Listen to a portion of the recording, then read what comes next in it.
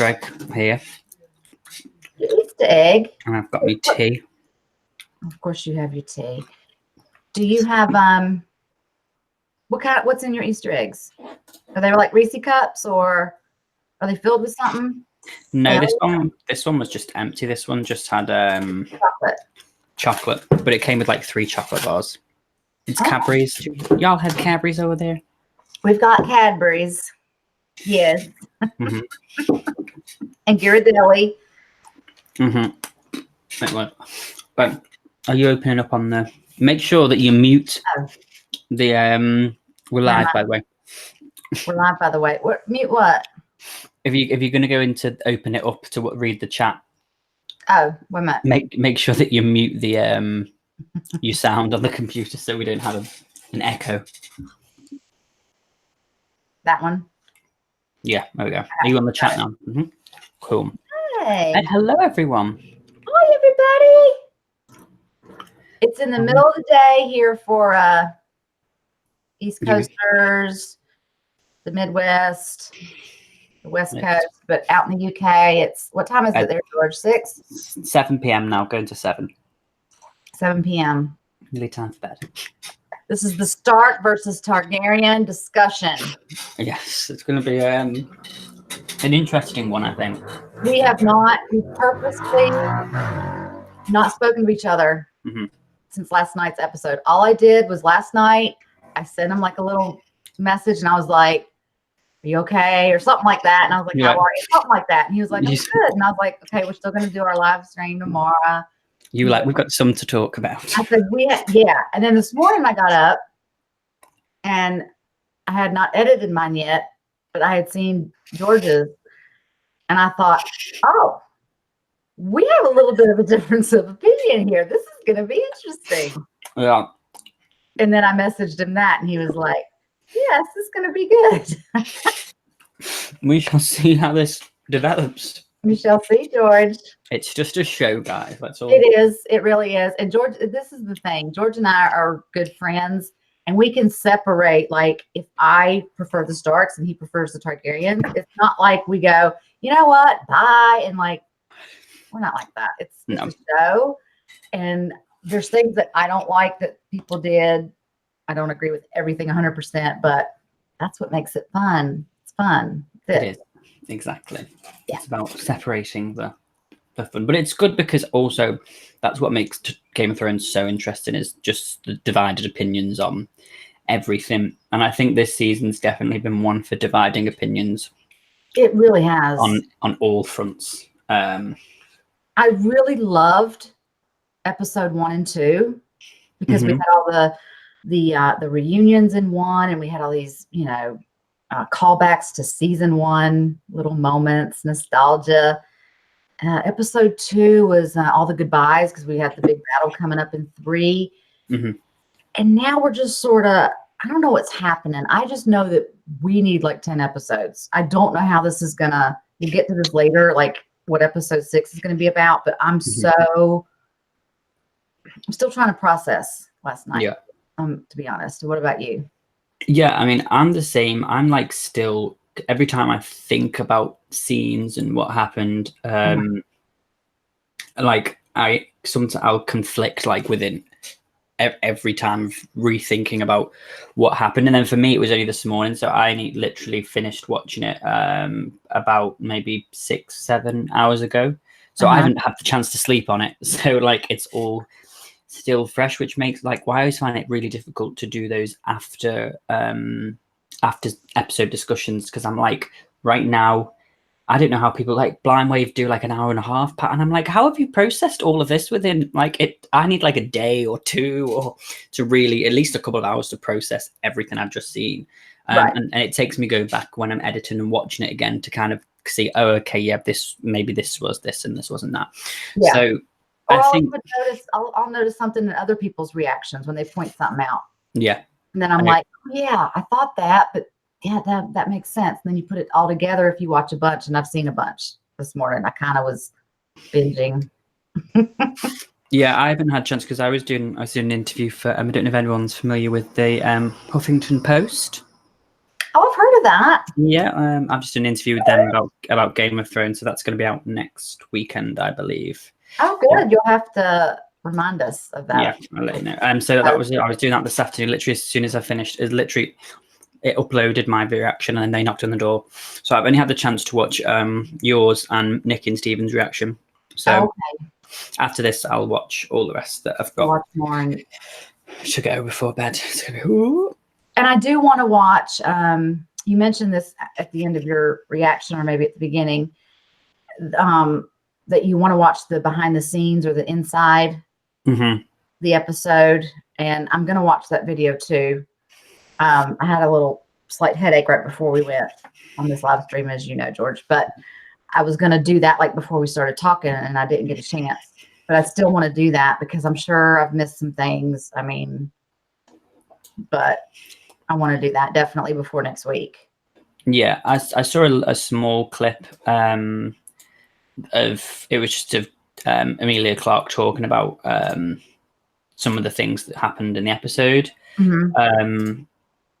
And so, but I do want to watch the whole thing. I always do. I just don't know. It's such a. I don't know. Every time I think of it, I don't know how to feel. In a way, it's like I feel, like, oh my god, yes, it's amazing. And other times I'm like, oh, I know what it means for the rest of, well, for the last episode, basically. You know. Well, now she's really gonna feel alone, and I know you said this in your reaction too. And I get why she was mad. I get why she just went all savage. But as we watched, like, down on King's Landing, the women and children and everybody like burning, and it was like, okay, stop. Like, that's enough. That's it was just like all the roads leading up to where she was. I was like, just get her. But it was like, I don't know. And that might be her plan. Maybe she doesn't want the throne anymore. She just wants that place completely gone. And then she's going to go back to the other side of the sea and be happy over there. This is just like a revenge thing. I don't know. Because there's no more throne. There can't be. Yeah, I mean, I don't know if she destroyed the throne, because I thought she may have destroyed the throne room, but then I don't know if she did. I mean, she did say in, like, was it season 5 when she said she didn't want to, she wanted to break the wheel. Well, she's definitely done that. Yeah, it's because broken. It was, you know, there was something quite, I thought, interesting about it, that, you know, she was looking over at, you know, at the Red Keep and sort of everything that her family had built. I thought it was quite poignant that it would be, you know, everyone's always said that she's a conqueror, you know, like Aegon the Conqueror, like, who obviously, you know, was the one who brought all the 7 kingdoms to heel. She's a conqueror, and I thought it was interesting that it was completely different. You know, she basically just destroyed, or is in the process of nearly finishing off destroying everything that her family built. Yeah. You know what I mean? Like, it's not just as like an interesting point of view, like, oh, okay, so, you know, she's really has sort of gone, right, well, I don't know. Again, it's so many like conflicting things. But if we try and go through the episode, like, beginning to end, and see what we'll answer some of the questions as well. Let's do that. Yeah. And hey, y'all, we see that you're here. Hey, there's 38 watching now.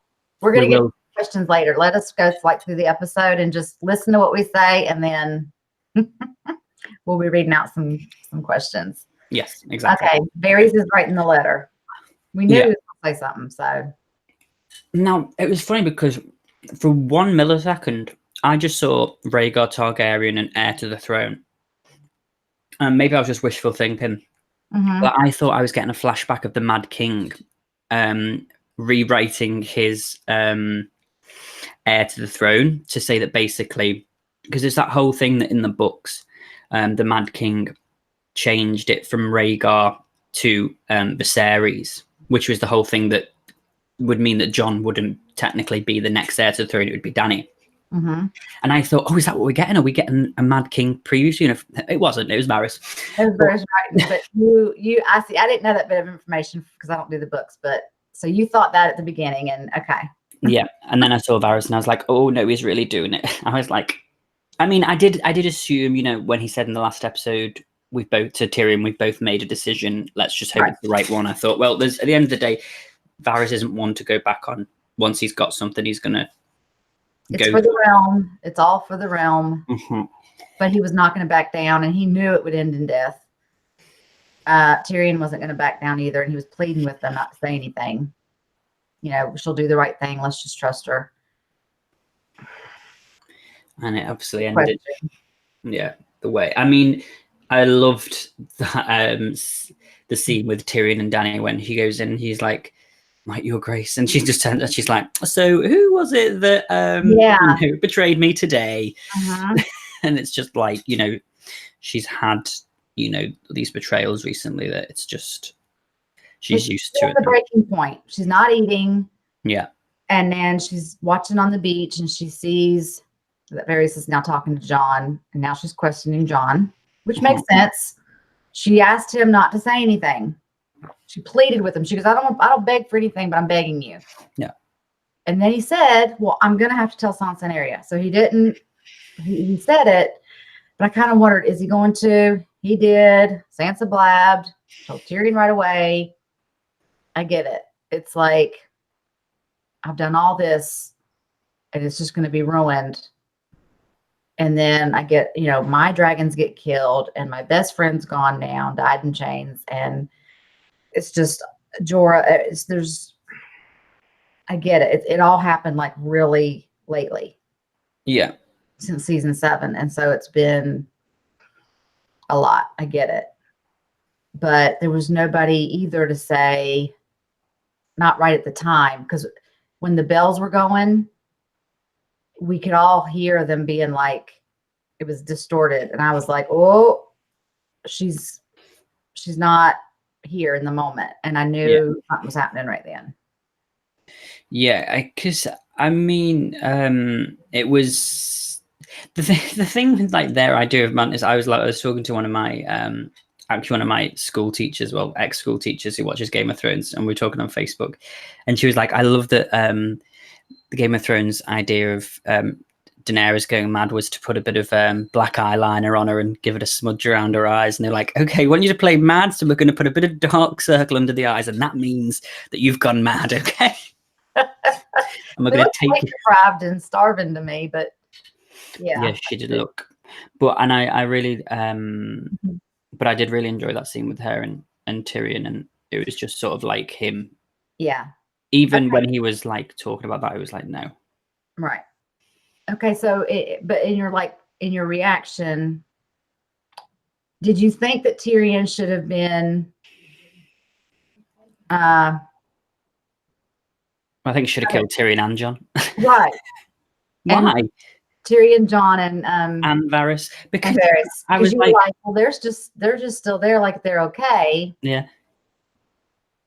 But because I don't know why she gave Varys. I mean, I know she said to Varys, if you ever betray. And to be fair, he did what he did. He said he did say to her face last episode, I don't think what you're doing is right. Right. But I did always think that was going to be how it would end for him, because it was very specific when she was like, I'll burn you with my dragon if you disagree with me. So I was like, oh well, it's more than likely going to happen. The one thing I was a little bit annoyed at, she said in my reaction, was like, well, again, something that we just kind of skipped past David and Dan, the whole what the voice said in the flames. I know a couple of people said, oh, maybe it was Dracarys, maybe it was Save the Realm, but we never got confirmation. No, I'd just like to know what it was. Right. I'm pissed about that too. And I didn't bring it up, but I was like, that was one thing I wanted to know when I thought all these people were going to die at the battle. I was like, we need to know about Melisandre and Varys' conversation, how they were going to die, and she knew it and what was said. But we can all speculate. Well, yeah, maybe it was Dracarys, but I mean, there's no definite answer. Once again, thank you, D&D, Tweedledee and Tweedledum. Like, we're going to have to wait for the books for that to find out, because obviously that's going to have the most detail. Somebody's going to have to break it down for me, because I'm not reading the books. I'll let you know when it comes. You let me know. But yeah, that was something I was a bit like, oh, well, that's all I wanted. That the only two things I really wanted to make this episode amazing was if Varys was going to die, find out what was going on in the flames, and for Arya to use Littlefinger's face or Jaime's face. I said that too. I don't. And it was like, what the point was for. I mean, I know she used Walder Frey's face. I mean, like that came in handy. Got it. mm-hmm. But I don't know. Then people said, "Oh, she used Qyburn's face to kill Dany." I mean, Cersei. Sorry, my headache is still on me. I took some medicine. Yes, Cersei. Mm. And then his face got smashed like a watermelon. Sort of funny. That was funny. Now people say, well, maybe it would be Grey Worm. That will. Cersei's gone now. Maybe Arya's going to kill Grey Worm, use his face to get close to Dany because she still has to kill somebody with green eyes. This just goes on and on and on. And we have like another 80-minute episode to wrap all this up. And it's not going to happen. No, it's not. And it was like they wanted to finish this quickly. Like last season could have been 10 episodes. This season could have been 10 episodes. And that would have fleshed it out. It should have. Like, because last season it would have been nice if they'd had that extra couple of episodes, and maybe last season the final bit you see is the White Walkers like feet at Winterfell, and then season 7 starts with, I don't know, but something along those lines of being able to flesh out. Like I said, I've got no issue with the whole Daenerys Mad Queen thing. What I would prefer is that there is some context behind it. Right. Because I know a lot of people were like, oh, well, you know, something about, well, you didn't want her to be Mad Queen, and you didn't want. I said, no, my issue wasn't with her becoming the Mad Queen. It was with her becoming it without the development of that. So it was very fast. Everything was very fast. Jaime switched hats really fast. He was, why give us that Brienne moment? That we could have done without that. Yeah, and take it away and make him. I really thought he was going back to King's Landing to kill Cersei. I agree. And it was this again. A lot of reactors said as well, and a lot of people in the comments after I'd reacted to it, and probably all everyone else's comments were like, when everyone was like, "Oh my god, I can't believe he's leaving her," and blah blah blah, and everyone's like, "No, it's all right, don't worry, he's just doing that to save her, and he's going to go and kill her." And I was like, "Okay, that makes sense." Yeah. And then I was like, "Oh wait, no, he's just." Going to be with her again. They're going to die together because they were born together. I get whatever, but then don't give us that. There's too many gaps. They haven't thought this through. They're like, well, the fans will just put all this together in their little heads. Well, we want to see it. We want to see it played out, please. Yeah. Because we're all coming up with different ideas, and now you've got a shit show going on. Yeah. And we're arguing back and forth because you won't tell us what was said in the fire. You won't explain, like, why did Jaime really go back to Cersei? There was no interaction between them. She tried to kill him and have the mountain kill him. He left. He went with Brienne. And then all of a sudden, he heard that they were going to attack King's Landing. So he just all of a sudden changes again. It doesn't make any sense. There's no context. Like you said, there's nothing to make it substantial. It doesn't make sense. It's like I wrote the episode. Yeah. You have to come on. And you know when like the theories are better than the actual episodes, that that's when you're like really like, everyone was like on the preview, there was like this whole thing of Euron looking up at the sky, looking shocked, and everyone's like, oh my god, is Drogon wearing armor? Has one of the Red Priestesses, got Rhaegar back up? Did Drogon have a load of dragons when he went off to Valyrian season 5? And then it's like, no, that it was just Drogon. It was just Drogon, no armor. I was hoping for armor, but I wasn't thinking of anything else, of Rhaegar being resurrected, or I didn't even go there. I just was like, really? And then we're gonna go aim straight toward and then it's like he's the last dragon, and then other people were saying, well, Drogon needs to lay eggs for not, before the season ends or whatever, or that's going to be disappointing if he's the only dragon. I can't think that far ahead right now. They've made things so confusing that thinking of stuff like that is just like, it's not even on my radar. I'm like, no, but like, where's Tyrion? Like, what just happened? And why did Jaime do this? And why is, John's confused, and I feel like he's really pissed at her now too. Because Grey Worm looked at him like, you're not going to stop me, when he went after the I call them the Lannister Army, but whatever they are, Golden Army. No, that was the ones that that dropped their swords were the Lannister army. Okay. The Golden Company were outside, the ones that all got like outside the gates, and then the ones inside, because Cersei said that our army will fight for longer than any sellsword, which is obviously what the Golden Company is. So those ones that dropped their swords were the Lannister or the kings, the army of them. Inside the gate when they were face to face. Outside was the Strickland guy that we for all like 30 seconds. Yeah, that was like, oh, this big company. And obviously now we know why they didn't have elephants, because they weren't sticking around for very long. I don't need to see elephants blowing up. No, I mean, there's enough death and destruction. Yeah. And again, I thought, I understand the whole...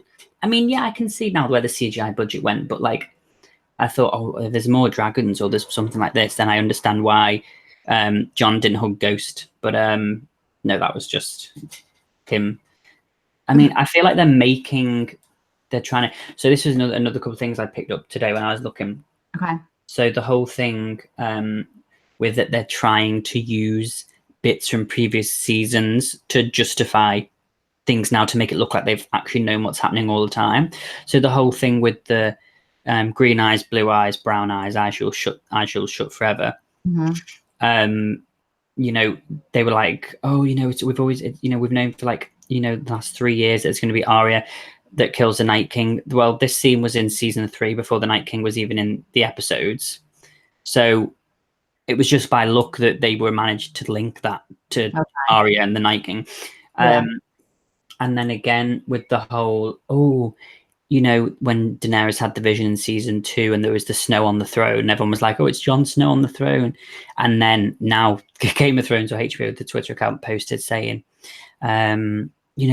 we found out all along in season 2 and it was the ash on the throne. And if you watch that episode back, it's not ash. It doesn't look anything like ash. It looks exactly like snow. And it's like, stop trying to justify things. They're making it fit to the circumstances now. And I remember wondering if it was ash or snow, but I haven't gone back to like watch that particular episode. But you say it looks really like snow. Yeah, they posted it on Twitter. If you look on the Twitter account, the way it like compacts, it looks like it's not thin enough to be ash. Like you can tell what ash looks like when you watch this episode. And ash sort of blows, and snow would be more coming down. Yeah, exactly. Okay.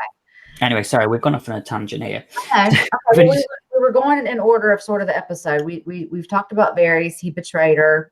Yeah, he's gone. Tyrion and Jon are okay for right now. Tyrion has a second chance. He's not to mess up again. Yeah. I'm like, I'm so nervous. Okay, and then he finds out that Jaime's been captured. Yes. Across the border. Mm-hmm. That was tense as well. Also a very moving moment. I know that you were brought to tears too with the two brothers. I was just like, oh. Yeah, because it is a nice moment, and it's needed. Yeah, we followed that sort of journey between the two conflicting relationships between them through everything they've been through. Yeah. So it was nice. Lannister that's really loved him. Yeah. Yeah, and now Tyrion's the only Lannister. So. Yeah, I mean, really. It's like these houses are dropping like flies. Yep, that's true. I mean, Arya's like, oh, there's only 4 Starks left. I'm like, well, Jesus Christ, there's only about 1 of each other house left, hun. So you've got the biggest out of all of them. Yeah. There's 1 Baratheon, 1 technically Targaryen, the other one thinks he's a Stark. There's 1 Lannister. It's like all these houses are going to be gone. Yeah, the Starks were losing people right, left, and center, like for half the show, and then all of a sudden, it's like they have the most left still. It's like ironic, weird. Yeah.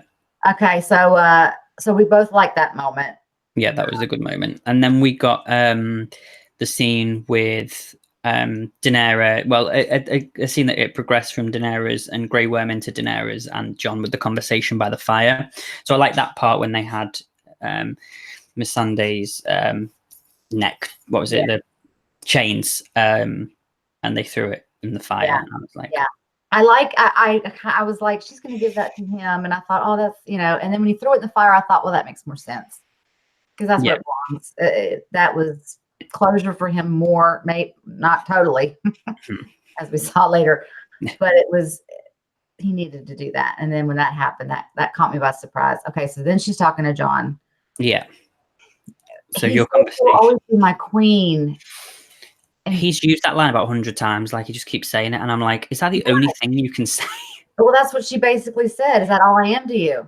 Because they were kissing and it was like, he's just not the same since he's found out. And she knows it, but she wants to know, do you love me as your queen or do you love me? Because then she said, okay, I'm going to do it with fear. And I thought, oh, hell. Mm-hmm. That's what he was thinking too, probably. And yeah, I mean, for me, I'm like, I don't know how I feel about that whole relationship and the way that he suddenly, I mean, like 2 episodes ago it was like, on the first episode, it was like, you love her. Mm-hmm. I mean, I know that was before he found out, but like, I don't know. Again, that was really rushed. But, everything is so rushed, and I hate that we have to fill in the blanks like this, but this is how I take it. Mm-hmm. If I'm single and someone else is single and they've saved my life, vice versa, you've got to bond with that person that can't be broken. And sometimes that can be mistaken for love. Mm-hmm. Because when that whole situation happened and she came swooping down and season 7, when they're trapped on the thing and all the whites are around them, she came and saved the day. And then she visits him later. She sees the dead, believes him. He says, you're my queen. It's like right then, I think that whole moment, I just feel like that might have been the bond they have. And it's not so much love anymore. It's, in the words of Lady Gaga, it's a perfect delusion, mistaken for love. But no, I understand. So it's very much like, when, not that you would know this, that casually happens on a Friday night, getting chased by a serial killer, but when you get like that adrenaline, that's what it was. Or a lot of it, I think, which formed the relationship, was that adrenaline, that connection they had. Mm-hmm. And with that episode, that if Dany had just listened to Lady Olenna in episode 2, was it episode 3, when she said be a dragon, she could have easily gone down to King's Landing with all her armies, the 3 dragons, and to take, at the point when she hadn't lost everyone and had those people to say, listen, don't do it this way, before all the scorpions were created, and take the throne a bit more pleasantly, and ruled there, and then had the dragons there, then there would be no need for the whites would be exactly where they are, because Daenerys wouldn't have gone over and taken a dragon which killed, which destroyed the wall, which brought the walkers over, because that's what destroyed the magic. So to be honest, John, it's your fault. John, because I see what you mean. Like, if they hadn't gone over, the dragon wouldn't have been. I've seen a lot of those comments about, well, Dany's, Viserion, the dead dragon, is the one that made the wall come down, but they would have made a way over anyway. But we can't just, how far are we going to go back? If Ned Stark hadn't lied, it's like, well, how far back are we going to go and go, you know what? And we're like, it was all Littlefinger. Yeah. So it's like, okay, this is what's happening now. But no, I get it. Like back then, she definitely could have done that and gone all Mad Queen on everybody's ass a lot sooner. And Missandei would have been there, and Jorah, and exactly. And not Yara, sorry. What's the sand snake girls? They would have been there. They wouldn't have died, because I really thought we were going to get, in this season, or we might see her, Elia. Was it not Elia? Elia was the one who died. Sorry, Elia Martell. Well, whoever, this sand snake woman, the one who with the children who died, who got put in the prison down with Cersei. Okay. I thought maybe we'll see her this season. Like, it would have been really fun, like not fun, but like a really interesting thing if when they were trying to escape, Cersei and Jaime, if like they'd gone down to the dungeons where she was, like, and you saw sort of like, and they died next to the carcasses of though, just to like make it like just add that little bit of, because I'm sorry, I don't want to jump ahead, but 7, 8 seasons of Cersei, the Night King's not really the baddie. Cersei is, oh great, how's she gonna die? And she gets hit by a brick. Yeah. I'm like, really? Like, I understand, yeah, they died together, and yeah, that was like, very Romeo and Juliet like. But I couldn't feel anything at that moment. I couldn't have. Because I felt really bad for Jess for Seska Says, because I was like, she's a really big fan of, Cersei. And I was like, if Daenerys had died, or if Arya had died getting, like a couple of bricks on her, I'd been pissed. I would have been like, really? I mean, got trampled in this episode and they would have just showed her dead body. I'd been so like, really? Like, no. Yeah, I know. It was just, and I understand, like, yeah, sometimes in battle, it's great to have those things where people just die.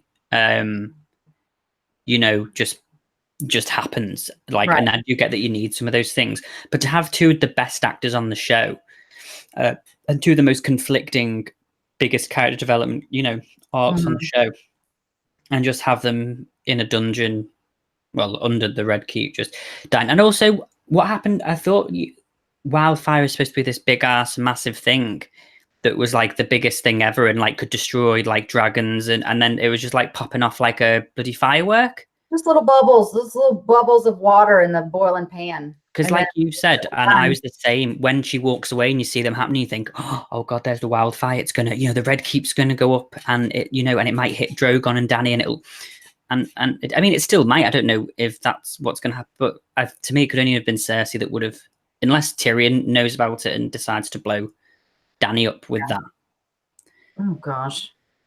I don't know now. Where is Tyrion? Well, he was outside, wasn't he? Arya's on that horse going where? You sound like the horse then. What? You sounded like the horse.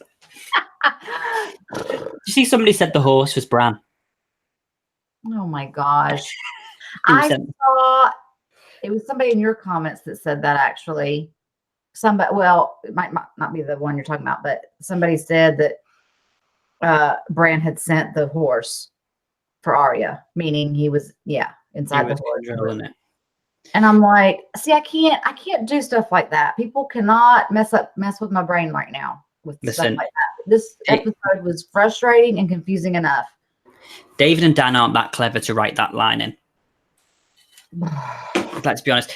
I mean, but it was very biblical, obviously, with the pale horse and the rider's death, and death followed with it. So I mean, it might be, it's looking at, she's going to kill. I mean, this is my problem with this episode, is it's like, well, there is no way that, for me, I really don't see a way, unless Daenerys is going to kill every single last one of everyone in Westeros. There is no way that she's going to live, because no one's gonna, the amount of people.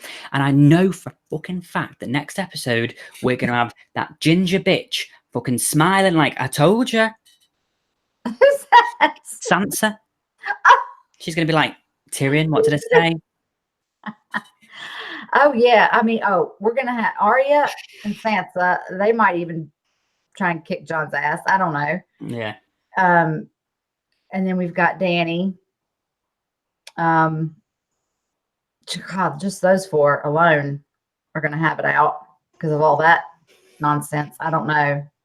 We just need so much more than one more episode. We need 4 more episodes, and we need blanks filled in between. It's just,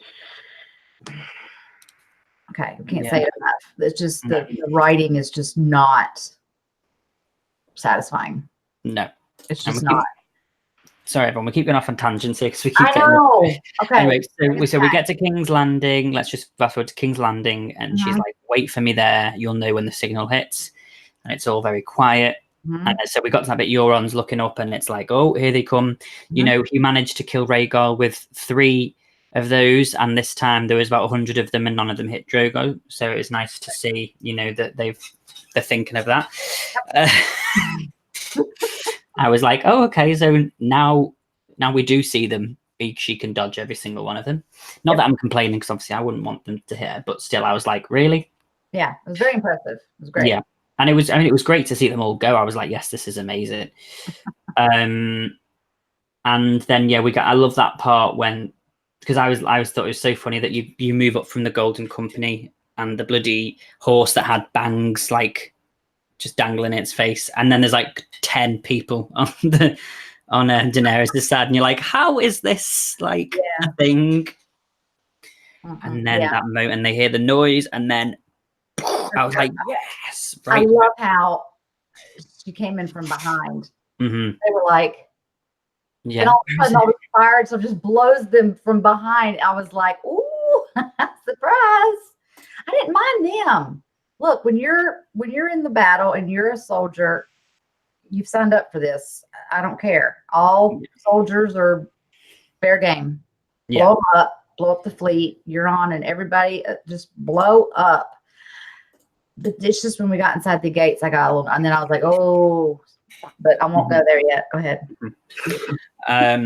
So then she was going around, and I love that scene with Qyburn and Cersei, and they're like, all we need is one good shot, and he's like, all the scorpions are gone. She's like, okay, well the fleet's here, and you're like, no, the fleet's burning.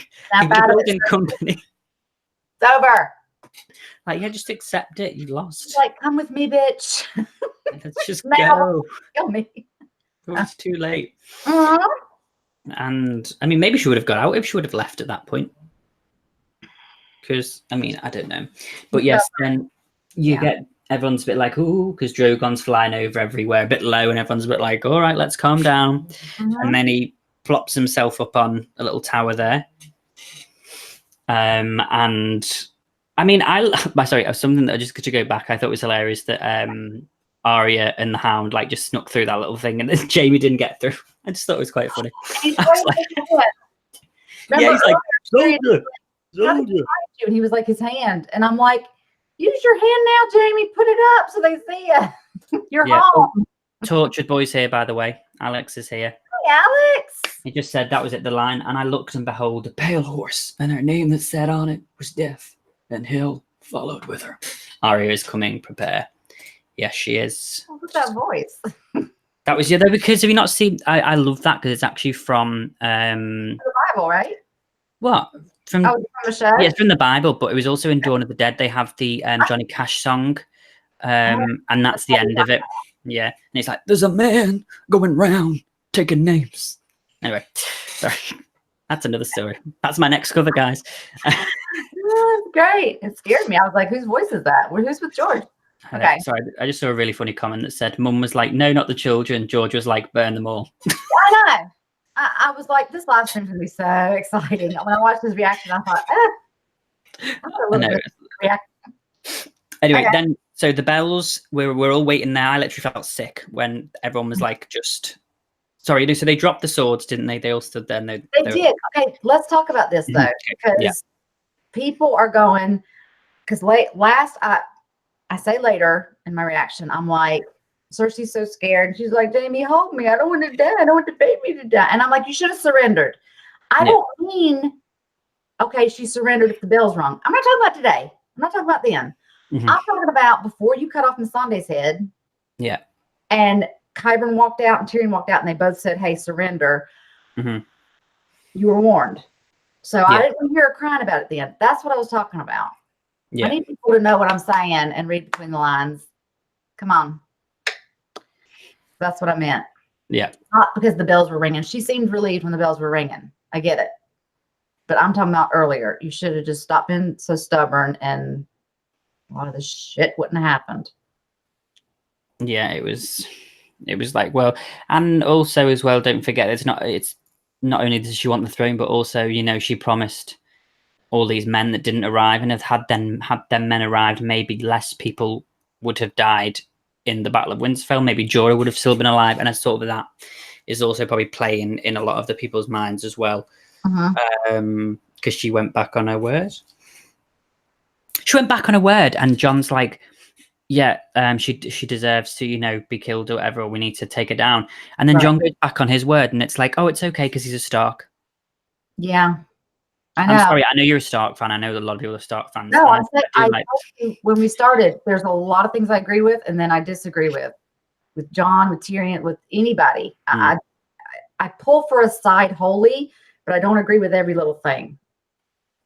You know what I mean? Like, kind of like with politics, and we're not going to discuss politics, but you can agree with little bits and pieces, but it doesn't mean you agree with the whole party. Yes, no. Or vice versa. You can agree with the party and not each little thing. It's like, yeah. Yeah. So the bells ring and everyone's like, oh, thank God. And I was like, how the bells are ringing and there's still like an hour of the episode. Yeah. I was like, so what happens now? And then we get that moment where I have to say, I mean, I know a lot of people slag Emilia Clarke off for having one-dimensional acting, but the faces that she... I don't think that at all. She's always been a great actress. Those faces that she did, that scene where it's like, she goes from, oh, this, okay, great, you know, and she's still probably got a lot of adrenaline running through her from destroying all of the things. Yeah. And then the bells, and it's like, you know, have you ever seen 102 Dalmatians? Yeah. Yeah. And you know, when they try and rehabilitate Cruella, and then the bells go at the London. And her hair goes. Yeah, that's what it was literally like with Daenerys. It was like the bells were going, and she was like, she knew what that meant. She was already so wound up. I see what you're saying. And then the bells meant, that's it. There's a truce now. And that's when we started hearing the bells go wonky. Like, I was like, oh, she's not with us anymore. She was ready to still keep going. Mm-hmm. Right. And it was just like, let's get personal. And I think at this point, this is where all the conflicting views start to enter everyone's reactions, because this is the point where she's like, everyone goes, right, she's off, she's headed to Cersei, she's going to destroy the keep. Well, you saw the first of all, and we've said this earlier, but we've got more people joining us now. We've talked about the cinematography, the music, the shots. Like, everything was really good in this episode, except for the writing. But then the shot of Dany and the shot at the tower that we know Cersei's in, like, she was staring right at it. And I was like, yes, go. Mm-hmm. And then when we started just like going up and down each street, I was like, wait a minute. I mean, she did something that Rickon never did, and she zigzagged. Good one, George. So you all asked for it. Zigzag. She did that. Oh, Rickon. Rickon. Had so much. Anyway. But yeah, I mean, I was, to be fair, I was still shocked when it happened. Even in you can see my reaction. I'm like, at first I was like, oh, she's got some of the soldiers, great. And then the second shot, when you do see the civilians, and I was like, oh, she's actually doing this. Okay, we're doing this. And you still were like, but it wasn't it was like, oh. Yeah. And I thought, oh, George. Listen, come back to this, George. Stop it. It was like, I know there was quite a few people that had commented saying like, you know, I'm worried for Daenerys' state of mind, but I'm also worried for George's state of mind.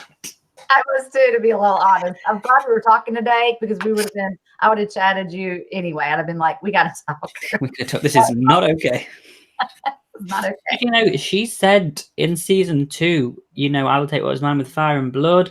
We will burn cities to the ground. She said it, and I didn't. And I thought maybe we won't get there. But I thought we weren't going to be like the past rulers. I thought we were going to start new. We were breaking the wheel. We were going to. I mean, she's starting new. She's killing everyone in Westeros. It'll just be air. Yeah, look at it that way. But yeah, it's that development of, like, again, I am conflicted between how they did it, with it just like happening.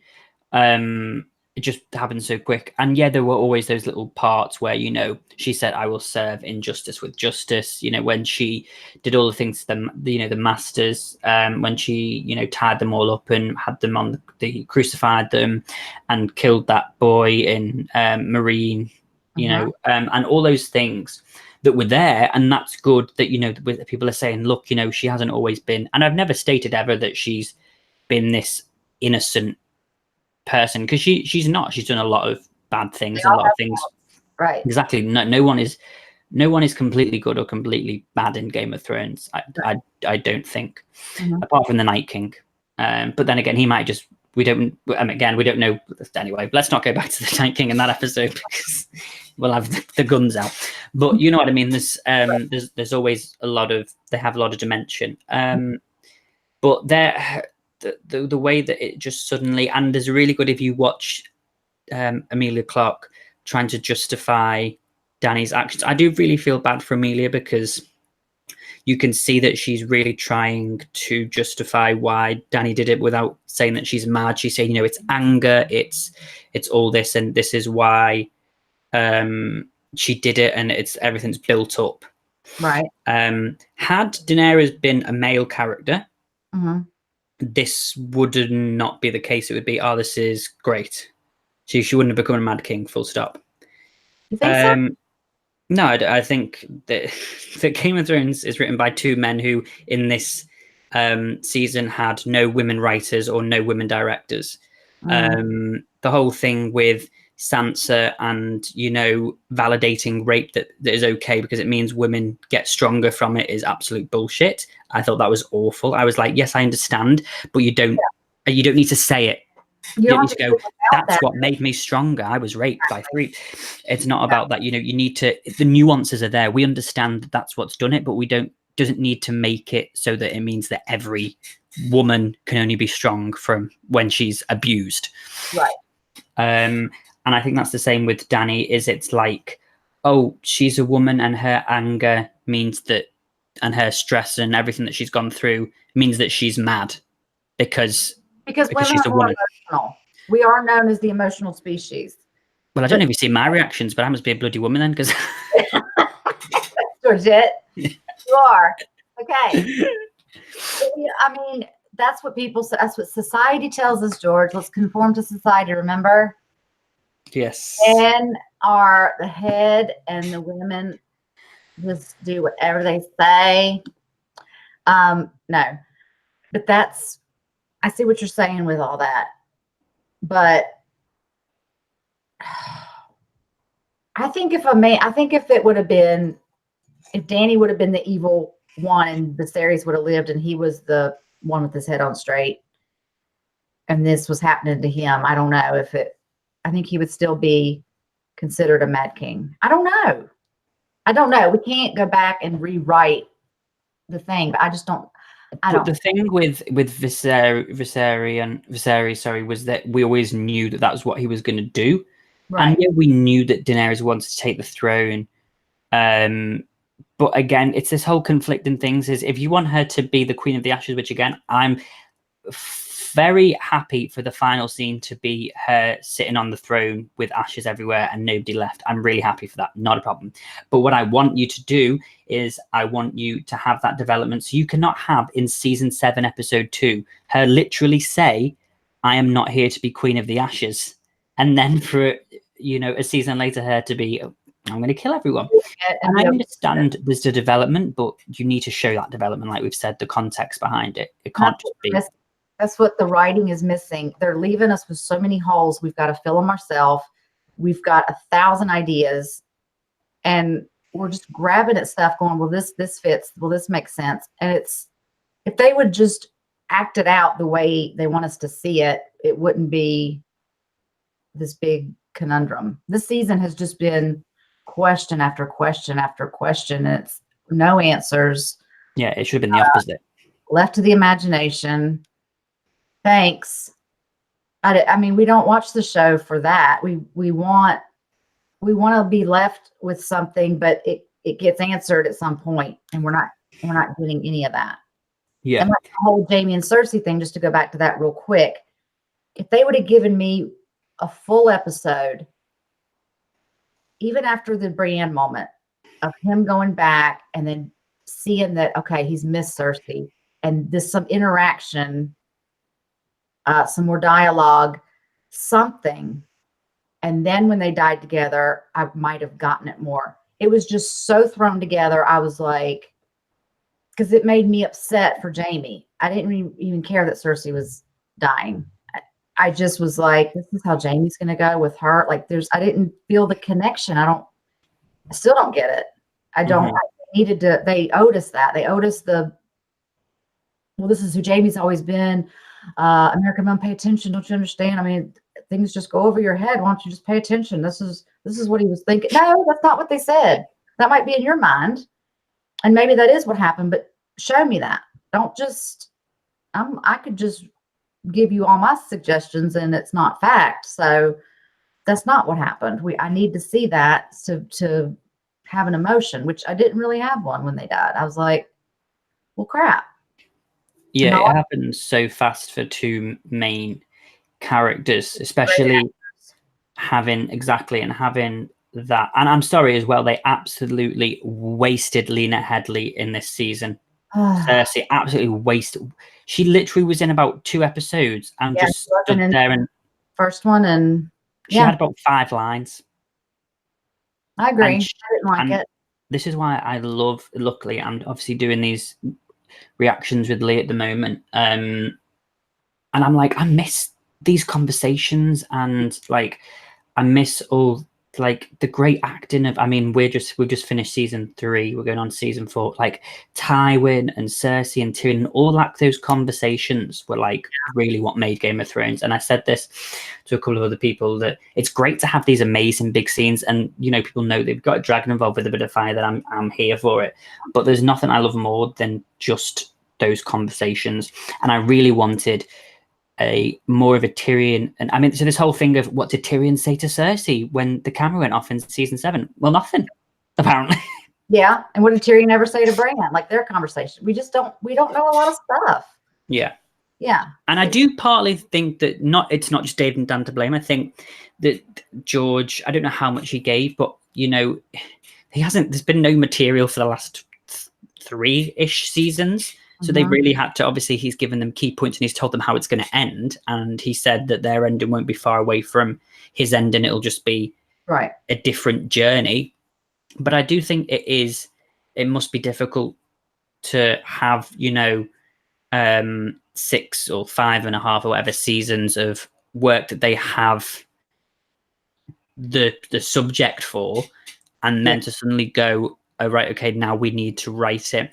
Because I'm pretty sure that season 6 was, I'm pretty sure the books end with the death of Jon Snow, and that's how the books end. That's what I heard. Yeah.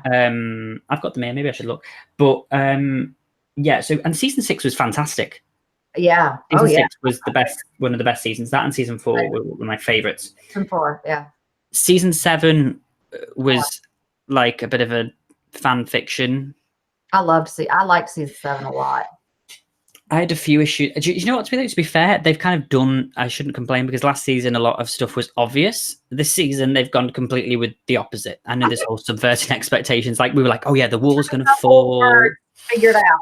Yeah, the wall's going to fall. One of the dragons is going to die. Daenerys and Jon are going to have a baby. And then season 8's like, oh, you thought you knew what was happening? You said that we were too obvious. Well, here, let's give you everything that you didn't ask for or expect. Yep. So. Anyway, sorry guys. Again, we've gone off on a tangent. This is, I forget that we are going to get to the chat in a minute. We are, but we're just trying. We have a conversation as well. Like this is what we would be doing, you know, regardless if this is a live stream or not. I forget sometimes that people. Are, even though I'm looking at the chat from time to time, I keep forgetting. Sorry, ramble. Okay, go George. Yeah. What's so she begins to burn the cities, and she's on her way, and she's zigzagging. It's like, oh god, and the shots here were fantastic, following Arya and following the mother and the daughter. I thought was a really beautiful touch, because it was seeing it from another perspective. Yeah. And seeing Arya as this assassin who is used to being able to judge situations and be quick about it, and literally being in a part where she has no control over everything that's happening. From above, buildings are falling on you. We haven't trained for that. Yeah. Trained for that at all. She knows one person, one goal. Like, you know, again, she learnt from Jack Nagar, give me the name and I'll go and do it, and it's boom boom done. But having all this happening around is like literally like, oh my god. And we had that really lovely scene between her and the Hound, which was lovely, but also I was like, this so suddenly she has a conversation with this man, and she decided not to carry on her list. So like what's next? She's going to go home and marry Gendry now? Like what? I know. For me, it was nice. Don't get me wrong, I thought it was lovely, but I was like, this is slightly out of character considering last episode she was like, that's not me. Mm-hmm. I'm an assassin. That's the thing. When we've all watched the episode, whether we've reacted to it or just at home, if y'all have just watched it and you haven't reacted, you were just watching it. Think back to how fast everything was happening. We had to give a review at the end real quick. We're trying to discuss it now. So thinking back and having time to process a little bit, it's like we start thinking of scenes and stuff and going, well, that cut off quick. Well, that didn't make sense. So that's why we're doing this, because it's had time to seep in. It kind of happened like that. They're leaving out stuff. So we're trying to piece it back together to make some sense of it, because I loved that moment too with her and the Hound. She called him Sandor. Never heard that before. No, yeah, I was like, oh. And then it's like, thank you. And when was the last time she said thank you? It was touching, but then it was like, that's all it took for her just to, he was like, you want to end up like me? Oh, okay, you're right. I don't know what I was thinking. And then she just was going to leave. And I was even like, she's leaving? Like, I thought she was going to say that and then like still keep trying to sneak in. Like, I'm still going. I mean, you can't tell me what to do. Yeah, that's not me. That's not Arya, but that's what happened. So yeah, and it's similar to what was I going to say? I forgot what I was going to say now. But yeah, just like out of character, out of suddenly, it's just, I don't know. I just was like, oh, get it. But last episode she was going like, oh, in the beginning of season 7, she was like, I left you to die and blah, blah, blah. And it was like, we were hoping for that lovely moment. And we're like, oh, of course, we're not getting it because she's still an assassin. She still doesn't really like him. Right. She just kind of puts it with him. And that was the conversation. And we kind of like, okay, we'll just stick with that. Right. And even when they're on the way, and yeah, we know they've got that little relationship going on. And it is sort of like a father and daughter relationship. Yeah. But, and he's like, are you going to leave me to die? Like probably. Last time, and she's like, probably, and you think, yeah, she probably will, because she's got her reasons to go.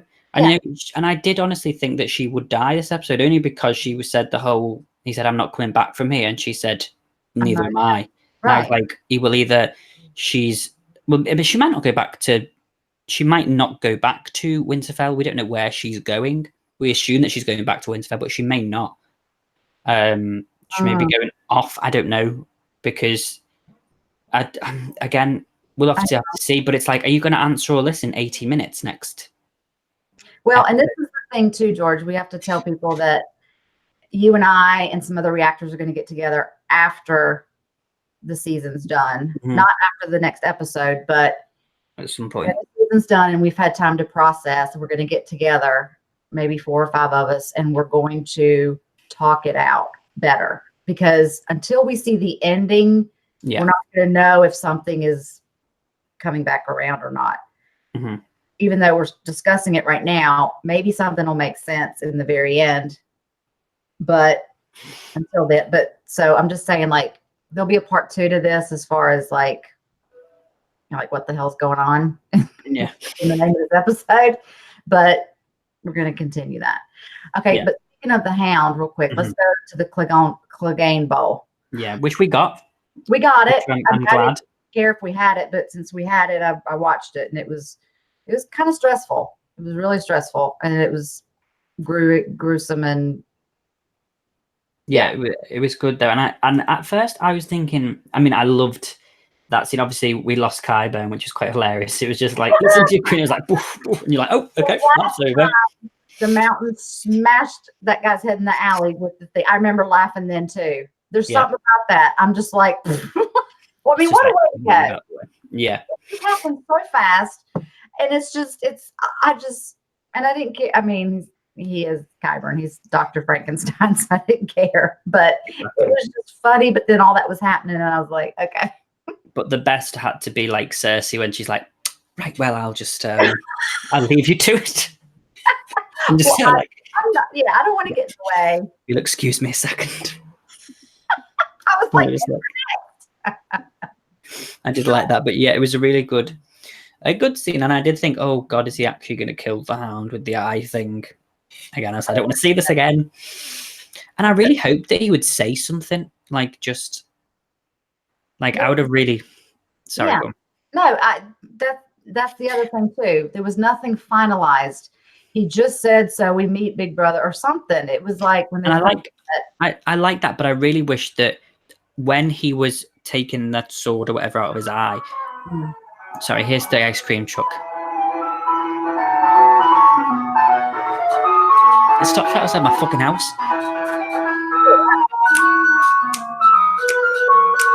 It should stop now. There we go.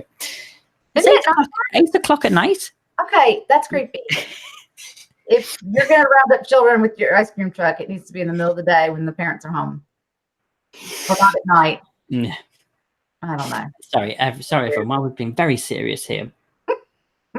Yeah, so what I would have liked is, as he was taking out the sword, if maybe Clegane, if the Mountain had said something like "brother" or something, just creepy, and then he charged that, and just to kind of like finalize it, there was a little bit of an exchange. I mean, I know he was a monster, and obviously I like that scene when his helmet came off and Clegane said, "Look at you've always been that." I did like that.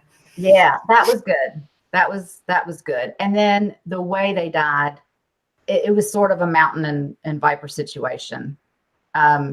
Even though he was brought back to life, they both, he died killing him. Yeah. Kind of like the you're on, Jamie, like, well, I'm killing you and I'm going to die too. But so that was sort of, I did tear up with that. And they both. Yeah, I did. I did cry because I thought I'd cry more in this episode. I thought other stuff was going to happen. It didn't. So. And it was so fast and confusing. Like we said, it was hard to show emotions. It was like, what did I just watch? What was that? Yeah. I have to go back and watch it again, which I haven't done. I want to watch people's reactions first, and then I'll go back and watch the episode before next week for sure. Yeah, definitely. I need to. Okay. So the brothers died, and then what happened after that? Then we've got Arya running away, and you think, oh, where's she going? And then we see Cersei heading down the stairs, and I'm like, yes, this is it. She's going to kill Cersei. Arya's about to stab her. And then Jaime comes out, and I was like, oh, wait, is this Jaime? Is it Arya? No, it's Jaime. Yeah. And they hug, and I thought, oh my God. And it took me back to when we had, I don't know if you remember at all, but I was watching the other day, one of our live streams from season 7. It was the first one we did. It was on Marriott Productions channel with me, you, Ali, Hunter, and everyone. Oh, yeah. Okay. And we're talking about the map. And I'm like, look, this is the map. And she's standing on the neck and he's standing on the fingers, which means he's going to kill her on the map. So when they were both in that thing, I was like, this is it. He's going to kill on the map, like I said last season. And it was like, and it was hug. And I was like, oh, so they have done that with Jaime's character. Right. Thanks. Again, we needed more dialogue and exchange between them for me to even care or see how it happened. But maybe he called her on his cell phone and was like, hey, babe, I miss you. Yeah. And with somebody else, but it was nothing like what we have. I mean, it was just nothing. So, okay. So anyway, they died. Next. Well, no, they died. Sorry. No, they headed off. They haven't died yet. They're like, let's go. And you're like, oh, maybe they're going to go to the boat, whatever. Let's see. And then we have a lot of shots between Arya on the floor. I mean, Arya had about 9 lives in this episode. Like, they kept blacking out every second. I was like, is she dead now? Is she dead now? I was bracing myself that they were going to kill her in this episode, and I was not having it, but I was trying to pay attention, and my heart kept dropping, and then there was hope, and then I was just like, really? So there was that going on too. Plus I kept saying, where's Tyrion? Because we hadn't seen him in like the last 45 minutes, but anyway. Yeah, so she was running about, and then we also had the scenes with Jon, and Jon's like slow motion, like, this isn't what I signed up for. Mm-hmm. And yeah, and then suddenly, like, just after that, like, we didn't get any more. Like, as soon as Daenerys headed off towards the Red Keep, we didn't get anything of her. No. And I was like, oh, I understand that we can see the dragon and stuff, but like, are we going to have any more Daenerys in the series? And we didn't. We just had just the dragon, which is fine. But I'm like, can we not see maybe some of her reactions while she's doing this stuff to see really what's going on in her head? in her head, in her face. Like, let's see what's happening with her. Like, what she's seen and what now that it's done. Like, what's her frame of mind? Exactly. But we didn't get that. So yeah, there's a lot of action. Again, we're following this young girl and the little girl and the mother. Yeah, she's holding a little horse. Shireen had like a little. I mean, that's their toys back then. I don't. It would have been quite fitting if instead it would have been Davos trying to save them, and then that would have been nice. I mean, because Arya was a bit random. I don't know, not random, but I just was like this. To me, it's like I don't really know how her character fits with this. Is this her seeing? Oh God, this is not what I signed up for. This is not what's right. I don't know. Or was it so that innocence with the mother and daughter being charcoaled, breaking each other because the daughter went back to the mother, and then when she saw that, and then she saw the horse, that's going to be stuck in her mind now. I can see why. I don't know why it was her character that had to follow them around and her not just after the carnage be walking to see the horse and then just see a mother and a child, because you can see that it's a mother and a child. Yeah. To see that and not have known them and taken them from place to place. Like, they just made that kind of happen, but they didn't have to. But anyway, yeah, it could have been Davis or Davis or somebody else. Anyway, she sees that, and now I think that there's even more beef that she has with Dany for this, because she and Sansa had warned Jon, like they're already like defensive anyway, and it's like, you know how Dany kind of turned at the end of the last episode. I think this kind of is gonna be a light switch for Arya. She's gonna be like, no more.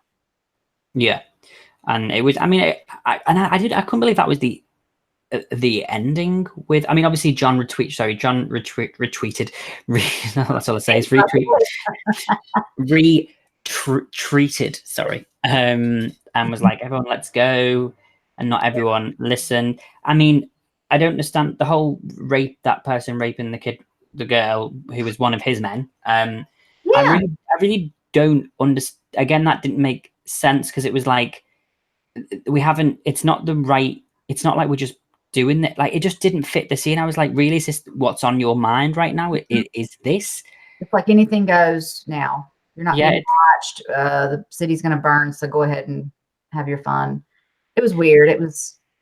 I just didn't think it fitted the scene. I thought it was like, it doesn't fit with the chaos that's happening. Like, surely the whole point is let's just kill everyone. But like, I didn't understand that.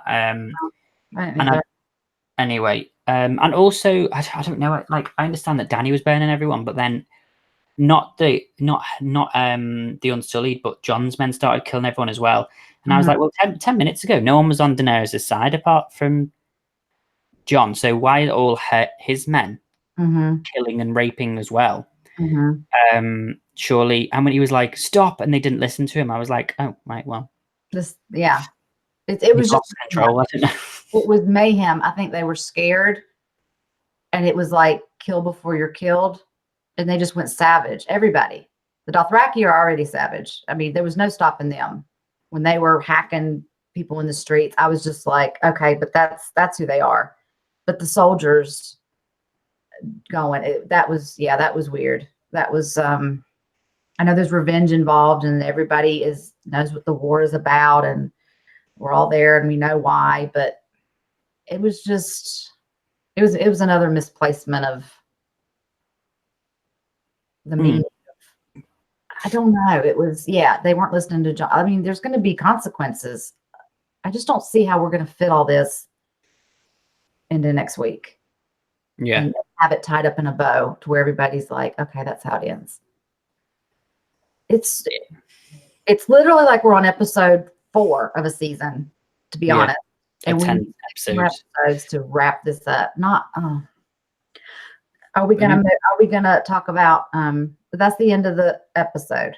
Yeah, she walks off and I was like, oh, is this the end? And I was like, oh, it is. The credits came up and I was like, then I started thinking like, what I just watched? I even laid in bed for a long time thinking I need to fall asleep, but what did I just watch? It was really weird.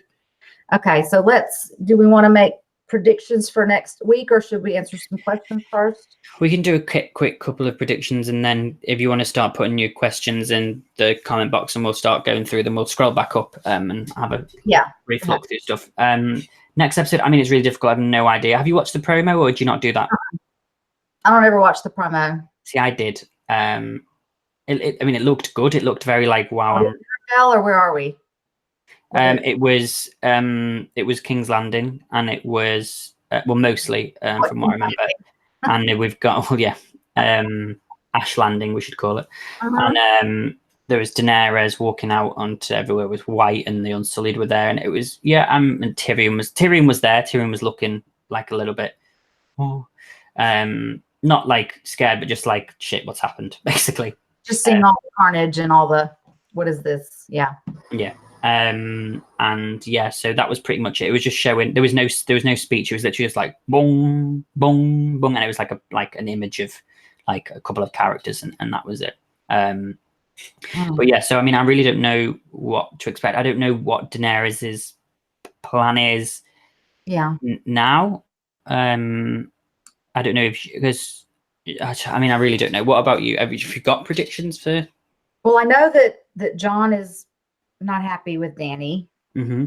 She's not happy with him. She hasn't been happy with Tyrion. I think the only person she trusts right now is Grey Worm. But people kept saying that that Jon or Tyrion were going to turn on Dany, and it ended up being Varys.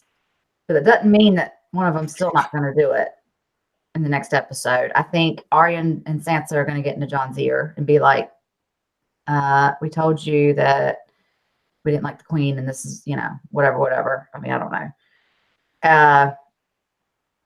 And then, he's pulled away from her a couple times. I think he's starting to feel guilty about their whole situation, their relationship. He said, "You're my queen." And she says, "Is that all I am?" So we've talked about that, like them being kind of thrown into love. Mm-hmm. Feel like I don't see Dany at the end of this like sitting on the throne. Mm-hmm. I don't see anybody. I shouldn't say sitting on the throne because I don't even know if there is one. But I mean, like in rule of the Seven Kingdoms. I don't know because Jon doesn't care. I know some people think Sansa and Tyrion are gonna rule. That's kind of a fan thing. I don't see how that would happen. Yeah, I mean, my only thing that I predict is that the whole naming Gendry a legit Baratheon is going to come and bite Daenerys on the arse, because they will be like, well, Cersei's dead, so the next heir to the throne is him because he's a Baratheon. Right. And he doesn't want it either, but then he and Arya could. I mean, I don't know if he doesn't not want it. I mean, again, he was just very unsure about becoming a lord. He was like, I have no idea. I don't see him leading anything. He's not like Jon or Tyrion. The obvious choice is to go with Sansa. If that is the case, what I would really love is to have at the end again. I mean, I would really like whatever the last scene is mm-hmm. to be, if it's someone being on the throne, is to have the last scene being that person on the throne with some sort of glint in their eye. And I would really like it if it was something to do with Sansa being on the throne and having, her stare out at whoever's left and blah, blah, blah. Maybe it's, it's a fast forward where we see like 5 years in the future or whatever. Mm-hmm. But just having her sitting there and having maybe one of Cersei's lines go through her head like as an echo, and then her to like look at the camera and it ends, like to give her that, maybe it could be like, everyone that isn't us is an enemy, and then it's like, and also something like that, or if you play the Game of Thrones, you win or you die. Remember when Littlefinger said, I want to sit on the Iron Throne and you by my side. Mm-hmm. And she's been like his protege unwillingly at first, and then she's learned so much from him. Like, people have said that her character has grown so much. It's because of him. I mean, mm-hmm. she's been looking at him and, even Cersei earlier, but mostly him for the longest time. I guess it wouldn't make sense a little bit if she was on the throne. but like you said, like hearing a voice or just replaying somebody like that. To make it think, oh, is this, that would be the bittersweet to think, yes, we've got this person on the throne, but to be really that, or you know what would be actually quite nice? A good quote probably would be Cersei saying, an echo of Cersei saying, power is power. That would be a nice one, just to even it out on the fact that it's like, yeah, that is what she, because at the end of the day, that's what Sansa's always wanted to be the queen from the beginning. She said, when she was marrying Joffrey as a kid, I'm going to be his queen. Oh yeah, that's all she wanted. And not in a Marjorie sense, where Marjorie was like, I want to be the queen. Like, there was a different style of that. Yeah. And yeah, it's brilliant that she's learned from Cersei and Littlefinger, and everyone's like, she's going to be the best ruler. And it's like, yeah, she is, but also she has learned from Cersei and Littlefinger. Like, do you not know what you're saying? Like, these people have still been heavy influences in her lives. Right. And could still influence her to have that little bit of darkness or whatever you want to call it. Yeah, definitely. At the end. So, I mean, I don't know. It's an interesting one. Or we could have, I want at the end Bran to just stand up and be like, goodbye. I'm going now. Yeah. Okay, here's a good comment. Tyler Koss says, Bran should be on the throne, and the last shot should be his eyes turning blue. Well, that would be good. I mean, I still would be happy. Back in season 6, you thought Bran was the Night King. Yeah, I mean, I did think that, and everyone bloody laughed at me. But what if his eyes turn blue, you're going to go, aren't you? Like, I told you. I told you. Yeah, I would be happy for that. Tyrion always said a good ruler is the one that doesn't want it. Yeah, it's like, so yeah, I would be happy. I would be nice to have that little nod to, he's, that isn't, the Great War isn't over, sort of thing. Like, I don't know. I mean, my worst fear is that the ending is something stupid, like, because the throne's been destroyed, that they just break the kingdoms up into 7 kingdoms and have like one person from each kingdom representing them and having like a small council, like the Round Table of Arthur. You wouldn't like that? No, I wouldn't like that. Okay. I mean, maybe I don't know if. I don't know. That would be like the breaking of the wheel, but the North wants to be just the North. They don't even want to be a part of it anymore. Yeah, so I mean, I know, does Sansa really want to rule the rest of it, or does she just want the North to be its own thing? Like, maybe Daenerys burning all that, they will say in the end, like, again, it might be a future episode, not a future episode, sorry, like a flash forward, where they're like, what she did was good because she did break the wheel, because she destroyed the capital or whatever, or, what was supposed to be the Iron Throne, having this just one queen, and she's let us have, and in we're starting over, basically. Yeah, basically start over, and she may be dead, and they may have had to kill her, but like what she did has formed what will happen for the rest. I don't know. Very interesting. I just think that might be something, because a lot of it is based off English history, and there's a lot of, my only other things are that, as I say, Sansa will become queen because she's the barren queen who hasn't had children, and she'll be very much like Elizabeth I, the ginger queen, if lived and like was, or that it'll be like sort of Merlin and King Arthur in the Round Table, and they're all sitting there, discussing what's best for the rest of the kingdoms. And yeah, I mean, I don't know about all that, but it's bittersweet. So it's like, what is bittersweet? And I'm still waiting for. It's going to be here in 6 days, and we got to be ready no matter what. So I'm still waiting for this Red Wedding episode that defeats the Red Wedding, because I still haven't had that. They were like, there's going to be an episode that tops the Red Wedding for shock and deaths. And I'm like, well, episode 3 didn't really, because we only lost 2 major characters. Again, episode 6, which or 5, whatever we just watched, that we'd lost Cersei and Jaime, and that was pretty much it. Like, I'm waiting for this on in the mountain. Well, we lost the Hound.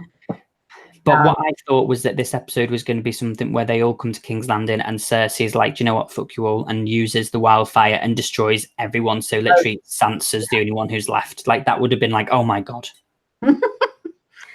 Yeah.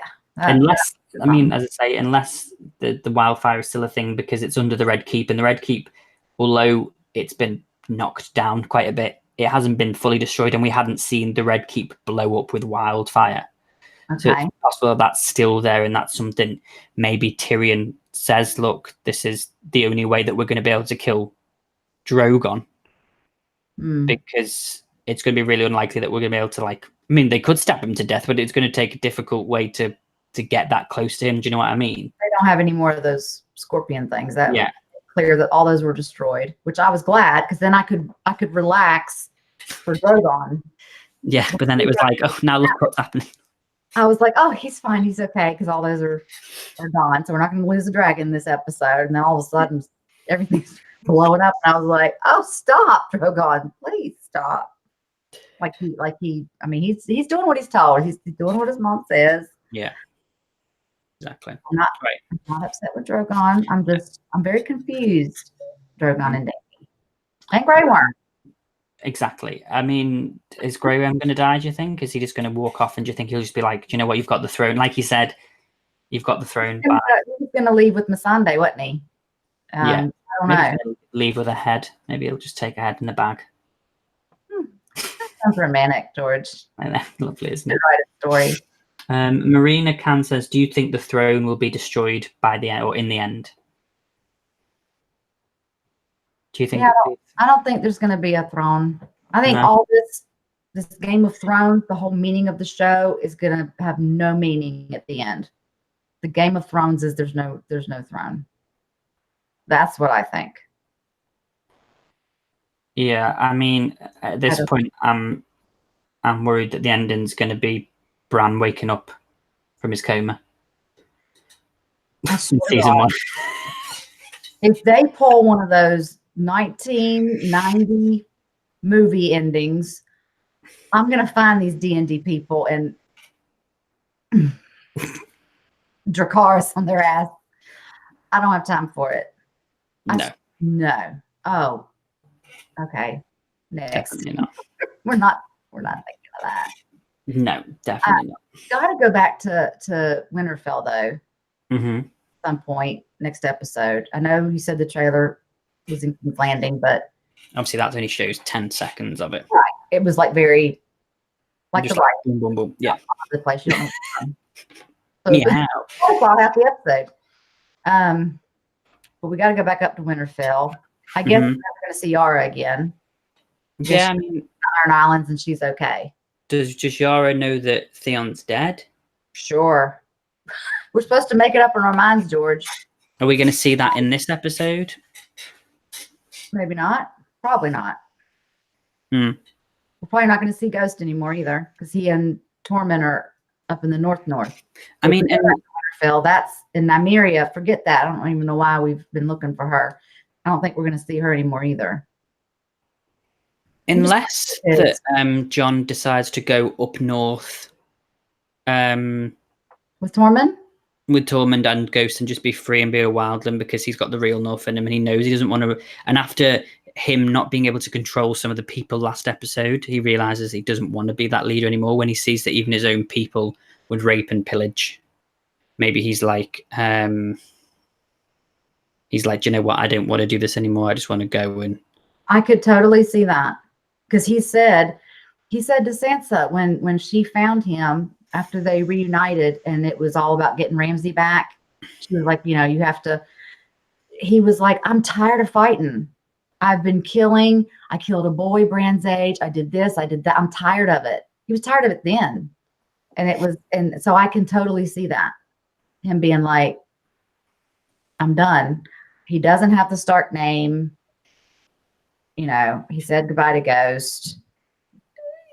I mean, it was like, I don't know.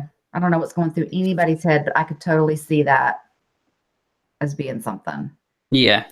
And also, like, do you think we may ever get that ending scene that we've spoken about a few times of Sam writing a Song of Ice and Fire? Or do you think that's something that we just aren't going to get? That's a fan thing. I think that's cool, but I don't think it's going to be in the next episode. No. I don't think we're going to see Sam again. I wish we would, but me knowing that he's still alive, like he and Gilly are fine. They've got little Sam Jr. She's pregnant again. I'm going to have to imagine it myself. So they're fine. He's a maester. And Well, will he go back home now? Sam, will he go back to see his mother and sister and sort of... Sure. Can you be a maester there? Will he be a king? Like, his watch is over now. Like, there's no need for the Night's Watch. He would be a lord, right? He Yeah. would be a lord because he's the last male. Yeah. Yeah. Sure. Because maybe it might be that this whole 7 Kingdom thing comes to reach, and that it's, you know, Sansa, Samwell, Gendry. You know what I mean? Mm-hmm. Yara. Yeah, exactly. But do you think Dany is going to die? Because you said back in season 6 you didn't think Dany was going to live to the end. And then you started changing your tune with season...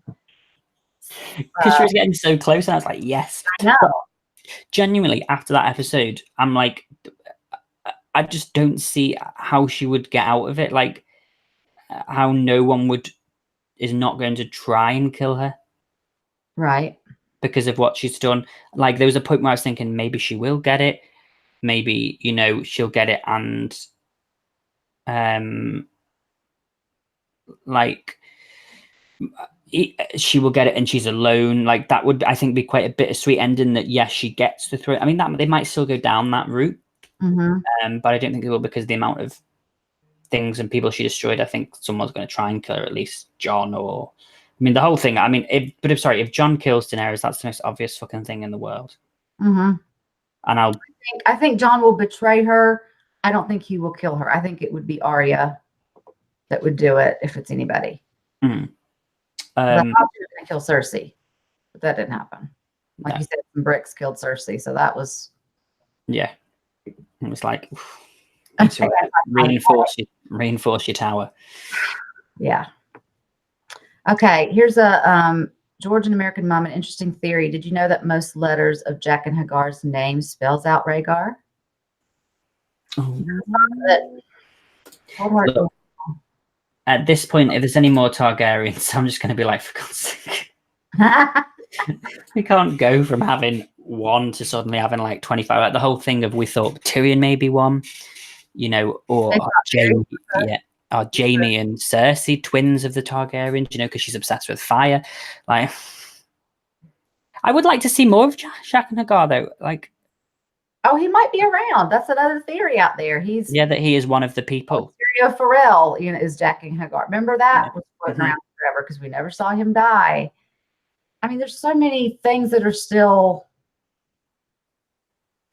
not answered.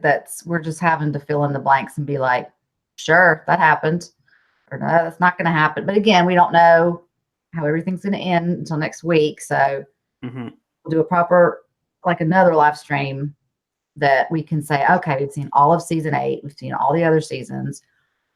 Now what makes sense and what doesn't, because for me, there is a lot to go from all 7 seasons. There's a lot that is unanswered. And I know for a fact that they're not going to answer half of that. No, they're not. They may surprise us, and it might be the best ending ever. The thing with Game of Thrones is, because it's such a massive show, I think already they had a big job finishing it. Now, with what we've seen with a couple of the episodes, and I'm not all the writing is dreadful. I'm not trying to slag them off completely. I really enjoyed the way that we've had really some conflicting views about how they've everyone has different opinions and things like that. But I just don't know, and if they're strong enough to carry the ending. I was already worried before the season started that the ending would not be. It'd be very lackluster. Because I think it's so difficult to end such a massive show. Right. Regardless. Right. We've had such great season finales that it's kind of hard with the way things have gone right now to be like, oh, the next one's going to be a doozy. we're kind of like, oh hell, what's going to happen next? And we've never, like, even when I was editing this morning, I was like, where do I start? I was so confused. I was giving myself the headache that I have now. And I was like, it was like putting a puzzle together. It really stressed me out. And then it was almost like a lot and so much happened, but yet nothing happened. Yeah. And I don't know where we're going from here. And I feel I'm already like kind of being negative. I'm kind of pissy about it. I'm like, next week, whatever. Like it should be like, oh, what's next? Because every season finale has had us that way. And I hate that I feel like whatever. I mean, because I don't, what's going on, George? I really don't get it. What are they thinking? Are they just like, we signed a 8-year deal or 8 seasons and we got to just write something down. We're busy. We're doing something else. That's what it feels like. It's like, yeah, well, it's like they're moving on to Star Wars next. They're doing Star Wars, and I'm like, oh, bloody hell. Star Wars next. I mean, not that they're doing it. I've never seen Star Wars, but I mean, I'm up for anything at this point. I'm like, I'm so confused, and I just don't want it to be ruined. And I'm already being negative, thinking that the next episode's going to ruin the whole thing, the whole storyline, the whole series. Mm-hmm. And I'm trying to not be negative, but I'm still kind of negative about it.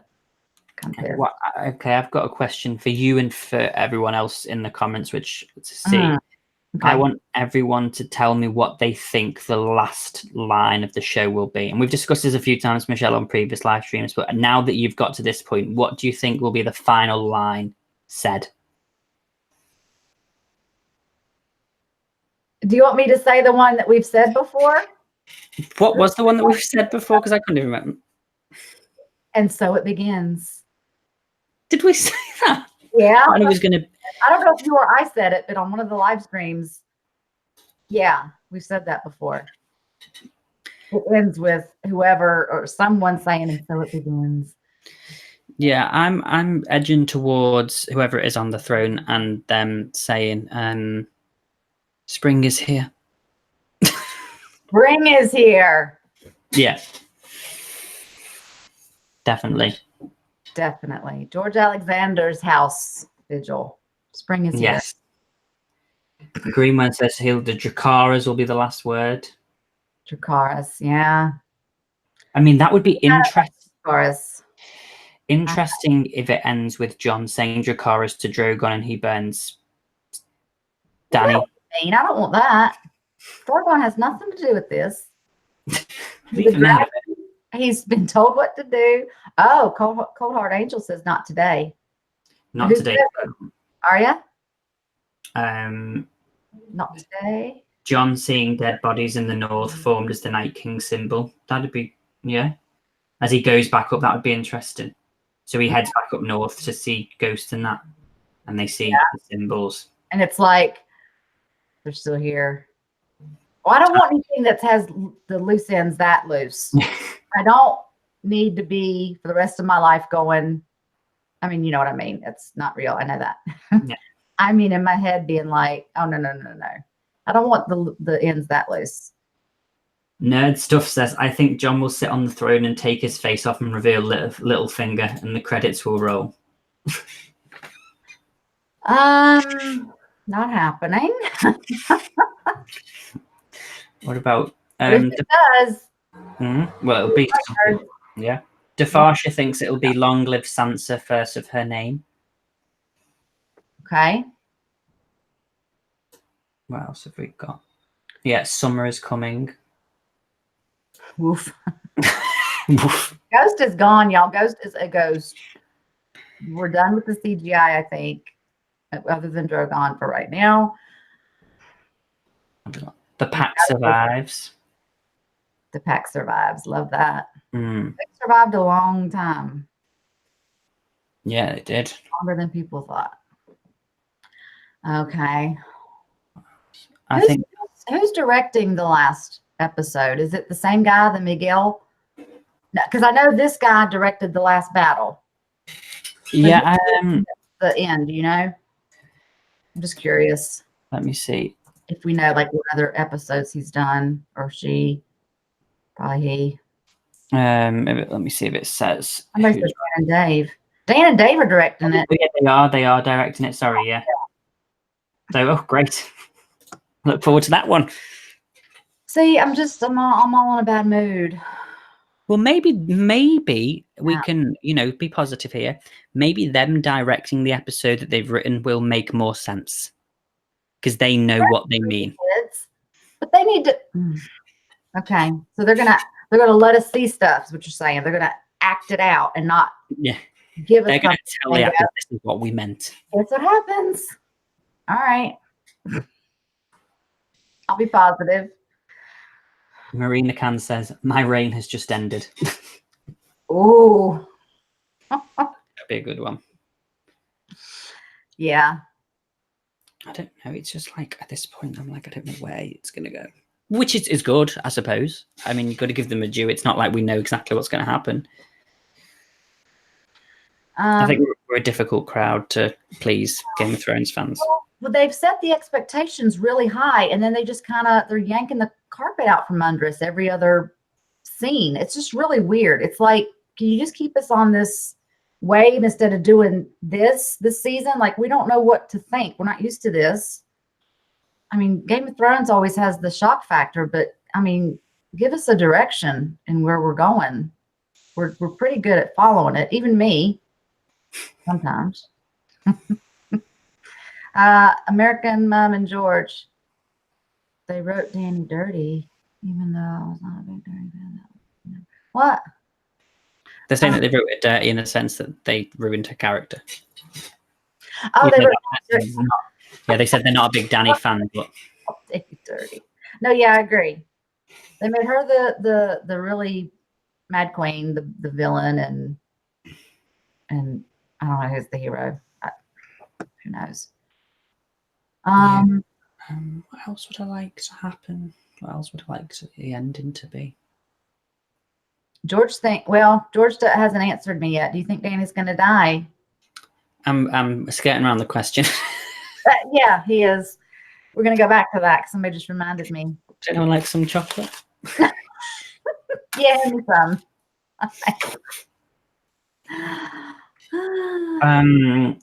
Do I think Danny's going to die? Do you think Arya's going to die? No. Then because no. I know Arya is George R.R. Martin's favorite character. It's his wife's favorite character, isn't it? And she said, if you kill Arya, we're getting divorced. I'm divorcing you. I still get nervous though, because you never know. I mean, does she mean in the books or in, you know what I mean? Or in the show? No, I don't think Arya's going to die. I think Tyrion could possibly die. I see some, he and Dany's exchanges I have not been very comfortable with lately. I'm kind of like, Tyrion doesn't want to hear from you anymore. And then sometimes, like when he was trying to warn her and say like, let's do this, I was like, oh, she should have listened. And then sometimes I'm like, when she listens, then it doesn't work out right. So it's like, damned if you do, damned if you don't. And I'm really nervous for him, which I think he's nervous too. So I don't know. I love Tyrion, and it will kill me, but I could see him dying before Arya. Yeah. I agree with that. Somebody just said, Madison Maria said, Arya is death. I do quite like that. That she is death. And yeah, but what do you say to death? Not today. Yeah.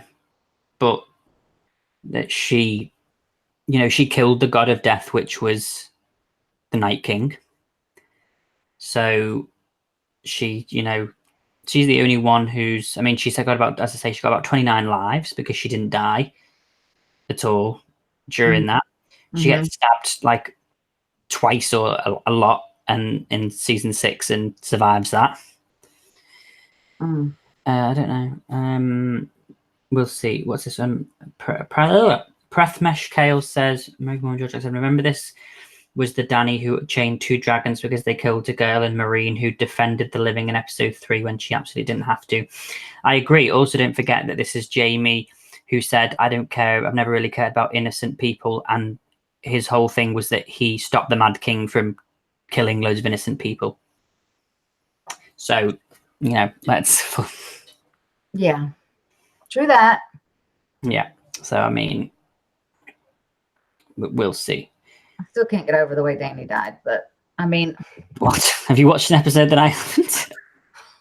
You wishful thinking? Jaime died. Anyway, I can't get over that one. It happened. Fine. His arc was just whatever. Okay. Yeah.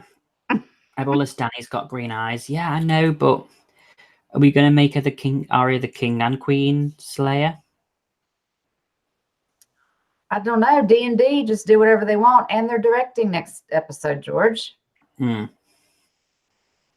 I mean, what about Drogon? Like, I do think that, like, yeah, I can see how somebody may possibly kill Daenerys, but I'm like, how are you going to kill the dragon without it, like, fighting back or going away? I've heard other people say, the people that think Dany's going to die, that because Rhaegal's gone, Jon is going to have Drogon. Because he has Targaryen blood. Drogon has kind of sniffed him, smiled at him even, looked like when he was kissing Dany. Just like some moments where it's like Drogon knows, okay, you're all right, your family. I don't know. I don't know about that. I'm just throwing that out there because yeah, I mean, for me, like, Drogon's always been Khal Drogo. And that was something that resonated with this episode with, she said that, Drogo promised her that he would kill the men in iron suits, that he would rape their women, kill their children, or enslave their children and burn the cities to the ground. And Drogon did. So for that, he's always sort of been Drogo. He's the mama's boy, the mama's child. Yeah, he did exactly what Drogo said he would do with Khaleesi and sack the city and things. So yeah. I don't know if he would be as forgiving to Jon, or to be as close to Jon. Yeah. So I mean, I don't know at this point. What else have we got? George, do you think Cersei was going to use wildfire as a trap as they entered King's Landing? Yes, I did, because when she looked over it, I was like, this is what she looked like in season 6, episode 10, when she was about to blow it up. And when the bells rang, I thought, this is it, and they never did it, and I was so disappointed. We said this earlier, it was like when you have water boiling and the little bubbles burst at the top, it was starting, and that's it. Another scene, unfinished, questions unanswered. What was that about? But we are back in King's Landing for the next episode, according to the trailer, George said. So we still have time for it to do something. Maybe we're going to pick up where we left off. I don't know. Maybe it erupts. Maybe something does happen.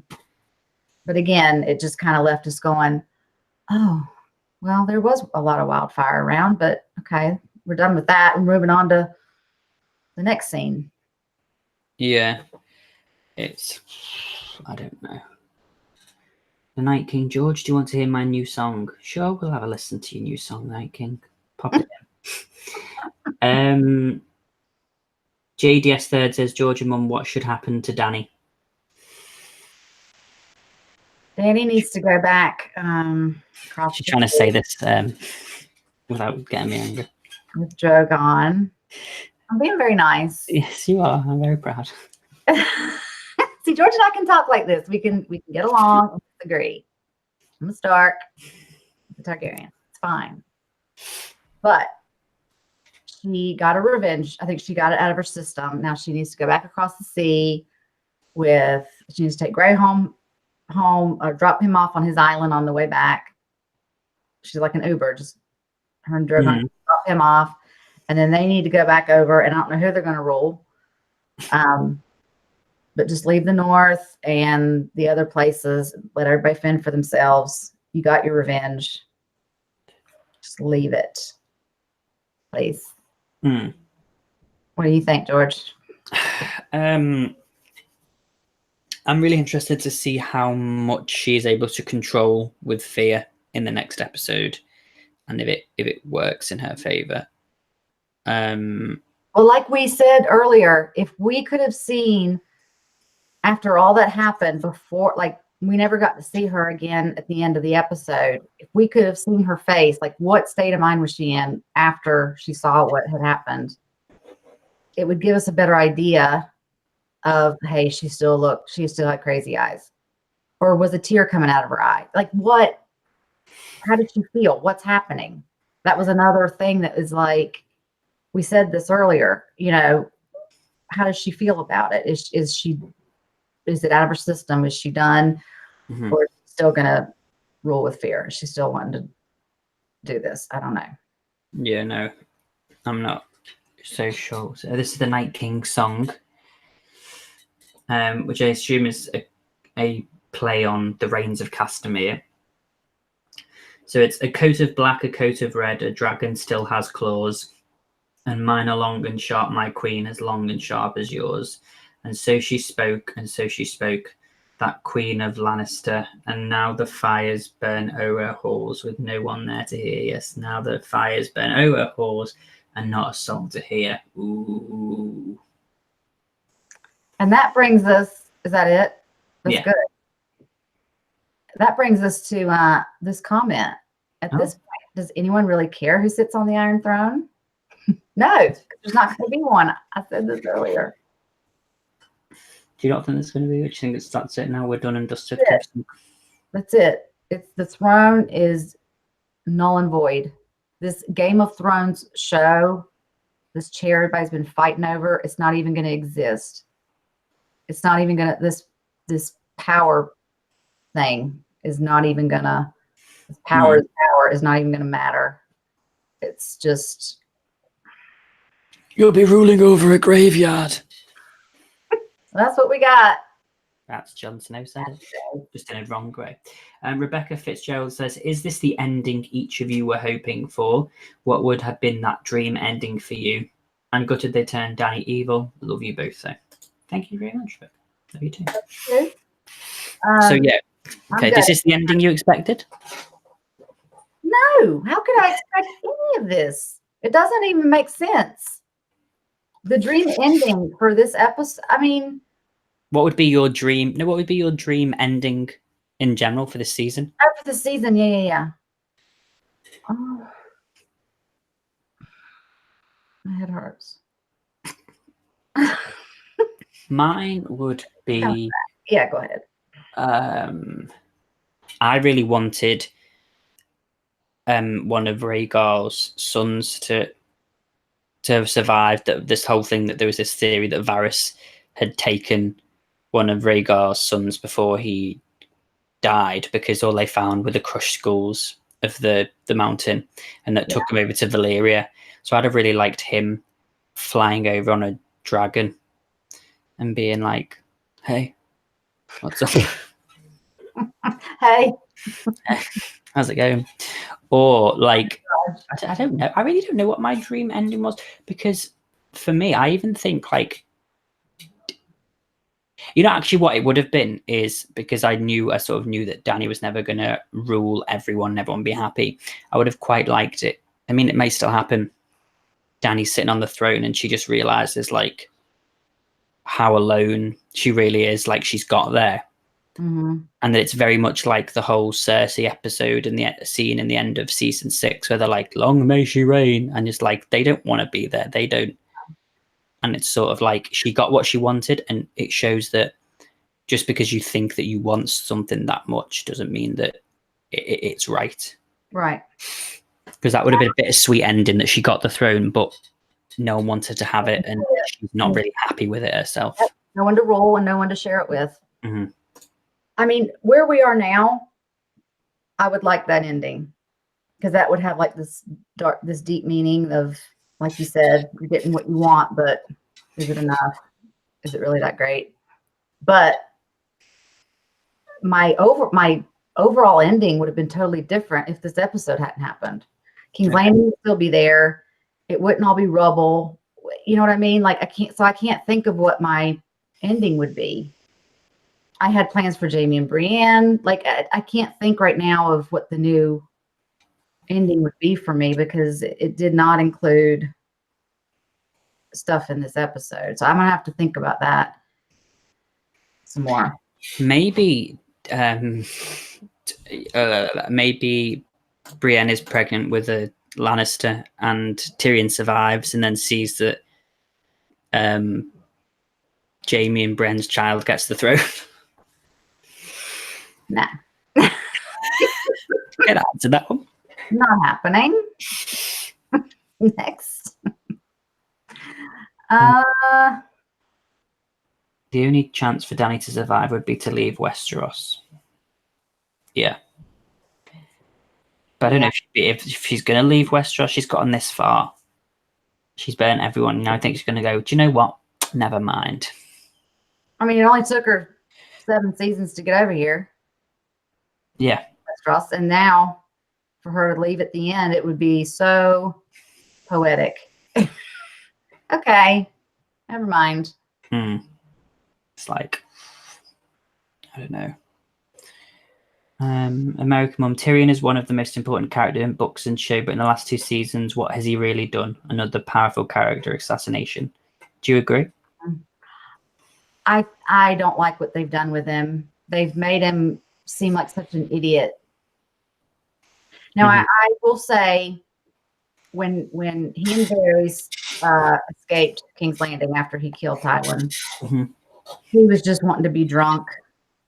He was wanting to make his way. Varys talked him into going to see the Queen.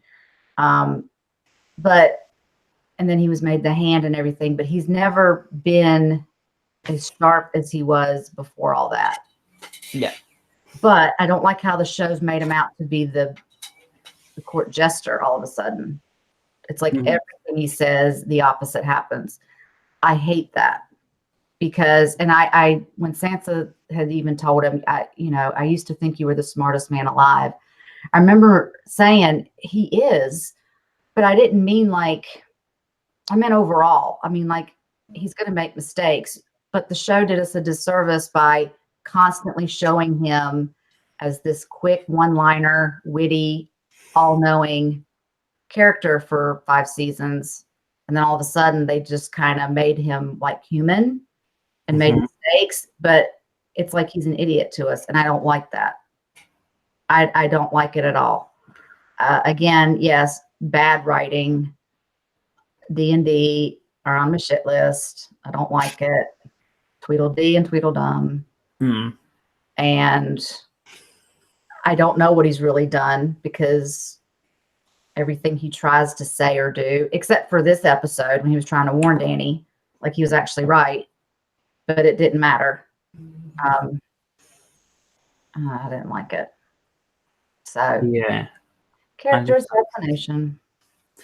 Definitely. Oh, Marina Khan says, I don't think the Lord of Light and the Night King stuff will be explained at all, and that's pretty disappointing. I know, I was really interested. The Lord of Light, I was like, this has got to be something big. There was all this, the Red Priestesses. We had the whole scene with Varys in season 6 when he said, when Caravana, whatever her name is, said, do you want me to whisper what was said in the flames? Shall I tell you the name of the one who spoke? Again, all of this is well, can we know? Are we just supposed to assume? Some people are saying, we said this earlier, some people said he saw Dracarys, so he saw his death. He saw something else. I forget what it was now. Okay, we can all make guesses, but again, they're not going to act it out for us. They're not going to show us this is the answer. You don't have to guess. They didn't give us that. No, yeah, I agree. Prathmasha says, American Mom George, will you be reading the books like millions of people worldwide after season 8? I will. I know she won't. George can read it to me. We'll do a live stream of just read the books. And podcasts. Yeah. Podcasts and audiobooks. It hurts my eyes to read too much. I get headaches. That's good. And I'm lazy. Right. Any final questions before we begin? I need to wrap up, George. It's late. It's 9 o'clock and I still need to watch about 6 other reaction videos. I need to get to bed in an hour. 6:30. I'll wrap up in 5 minutes or so. Yeah. Hi from Germany. I was so disappointed this episode. Last one, 12 scorpions killed 1 dragon with 3 hits. This time there were so many scorpions and no one hit Drogo. How? Well, yeah, exactly. We mentioned that too. We were like, wasn't that fascinating? She drove that dragon like nobody's business. She was like, and I know at first I think she was doing it in the direct sunlight, and that's why they couldn't see it. And maybe she just learned from her mistake. I don't know. Yeah, it was cloudy. He was going like that. But Arya too, we brought up like she had 9 lives this episode, so that happened. She like was blown left, right, and center, and she was just like crazy. But I mean, it is fantasy, so I suppose we've got to take everything with a pinch of salt. Yeah, but they've. But I don't know where I was going with that. I'm just over it. I have a headache. I'm sorry, y'all. I texted George about an hour before the live stream, and I was just like, I have to rest my eyes. I've got a headache. It's like right behind my left eye. Oof. I don't know. What have we got? George, maybe making 10 episodes each for season 7, 8 would have been better. What do you think? Yeah, no, I agree. I think having 10 episodes for the last 2 seasons would have been better. I don't know why they needed to. They were like, oh, because we really need to up the budget. But like, season 6 had the Battle of the Bastards and had that massive scene with Drogo and Drogon and the 2 other dragons in it with 10 episodes. We still got. There was nothing big in this that I thought, oh my god, this is why they've took years to make this. And it's not like this season was a gamble. Everyone who was watching Game of Thrones was waiting and is, for this season. It's anticipated. It's going to be watched. Make it good. Yeah. Give us our answers. It's like, I mean, we'll see what happens next week this week now, and if we get that little bit of redemption. But yeah, I don't know. I'm thinking, but not. George and I were talking not after next Sunday, like next Monday or anything, but give us a couple weeks after the finale to make some notes, probably watch some other videos like behind the scenes or just other reactions, just different things about how everything's been wrapped up. And then we'll do another live stream with some other reactors. We've got some in mind that we've done live streams with before. We need to ask them, but we'll plan on doing that. And then maybe we'll have a better idea of what they're thinking. Exactly. It's about delving into it. Neil, are you reacting to any other videos soon? Yeah, and I'm definitely, what I do need to react to is I want to react to Zurich's 2 new videos, the Jorah Mormont one, which I really want to react to, and also the Melisandre one he released. I really want to react to those 2. I haven't watched them yet. I haven't seen them either. But that's one I really want to react to. Also, did you see, I don't know if you saw on Twitter, that on the May 26th, HBO releasing a 2-hour documentary on season 8 and how it all came together, called The Last Watch. Oh, okay. So maybe I saw that in a commercial. Yeah. I wondered when you said The Last Watch, I didn't know that's what that was. I remember seeing that, and I thought maybe it was the name of this coming episode, actually. Because when we're watching them, I don't ever know the names of the episodes. Mm-hmm. So that's something that I'll probably do a reaction to as well. So we'll see. But yeah, it's all exciting. But yeah, if that's everything, we'll wrap up. And thank y'all for joining us. Yeah, thank you for everybody's. Yeah. But hopefully we vented and explained enough, at least from our reactions. We've each seen each other's.